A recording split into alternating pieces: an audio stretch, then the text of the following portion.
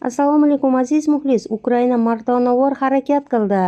AQSh prezidenti Bilamizki, kanalimizda sportga qiziqadigan akalarimiz juda ko'p. Sizlarga ishonchli bo'lgan omad silkasini kommentariyada qoldirdim. Kommentariyadagi silka orqali saytga kiring, ekraningizda ko'rib turgan promokod orqali ro'yxatdan o'tsangiz, sizga va'da qilingan 3 million so'mgacha bonus olishingiz mumkin bo'ladi. 1000 marta eshitgandan ko'ra 1 marta kirib ko'rgan afzal. Saytga o'ting va o'z omadingizni sinab ko'ring. Donald Trampning Ukraina bo'yicha maxsus vakili Kit Kellogg Ukraina tomonidan Rossiyadagi harbiy aerodromlarga uyushtirilgan hujumni juda jasur harakat deb atadi. Kelloggning so'zlariga ko'ra, Ukrainaning harakatlari anchagina dadil, ammo bu voqea mojaroning keskinlashish xavfini sezilarli darajada oshirishi mumkin. Xavf darajasi ancha oshdi. Dam olish kunlari yuz bergan voqea haqida gapiryapmiz. Odamlar tushunishi kerak, bu milliy xavfsizlik bilan bog'liq.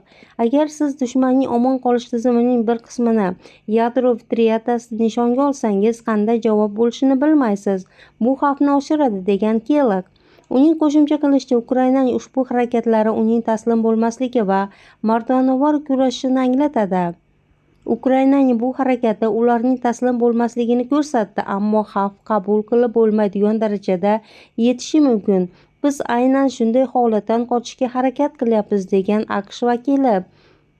Ukrainaning o'rgimchak to'ri Ukraina 1-iyun kuni Rossiya harbiy aerodromlariga uchuvchisiz dronlar yordamida amalga oshirilgan yirik hujum o'rgimchak to'ri operatsiyasini o'tkazdi. Ukraina prezidenti Vladimir Zelenskiy mojarodagi operatsiyada ishtirok etganlarga minnatdorchilik bildirdi. Lekin Putin